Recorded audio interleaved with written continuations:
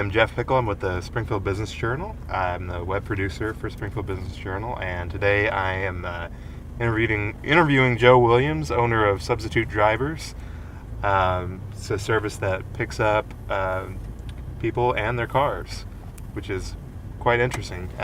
And yeah, I wanted to ask you, just kind of starting off, how did you get started in this? What was the idea behind it? Well, we definitely saw a need. Springfield has always had a DWI epidemic. At one time, there were more DWIs in Springfield than Kansas City and St. Louis combined.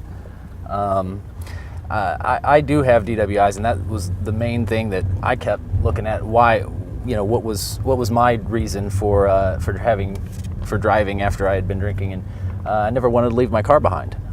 So I saw a definite need there. I mean, it seems mutually beneficial for your company and for the police. I mean, the city. I think everybody benefits, really. Yeah. I mean, your car is, for most people, the second most valuable possession they own. You don't want to leave it downtown in a parking lot overnight where it's not going to be watched. Having these types of things on your personal record, why do you think that this is important for Springfield? I mean, well, a DWI can be devastating. I learned that firsthand, and it's embarrassing, and it's a financial burden, and the repercussions can be very long-lasting. So, I think the more options you can give people to be able to avoid putting themselves in a situation where they're at risk of getting a DWI, the better. Even beyond that, the risk of take the risk of getting a DWI off the table, and the risk of let's say you make it home and you don't get a DWI, you could seriously hurt yourself or somebody else. And yeah, so, I mean, even taking that risk off the table, even beyond just your own self, right? But Exactly, others. exactly, absolutely. Yeah. DWIs are decreasing in Springfield. The numbers have shown a dramatic decrease since 2012. There's a lot of reasons for that. We certainly can't take sole credit. We'd like to think we played a key role in the in those numbers declining. I mean, do you get in situations that are kind of insane with these people? Well, or are they mostly pretty grateful?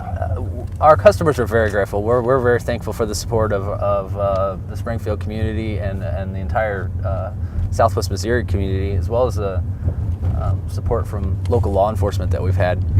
We find everybody to be very supportive of what we do. To answer your question, yes, anytime you involve alcohol with anything, there's a potential there for things to get crazy. And we've got some stories, but probably won't get into them today. All your drivers are insured, and the person who you pick up, they have to be insured as well? That's correct. That's how that works? So insurance always follows the car and never the driver. So when our drivers are driving your car home, it's your insurance that is insuring the vehicle.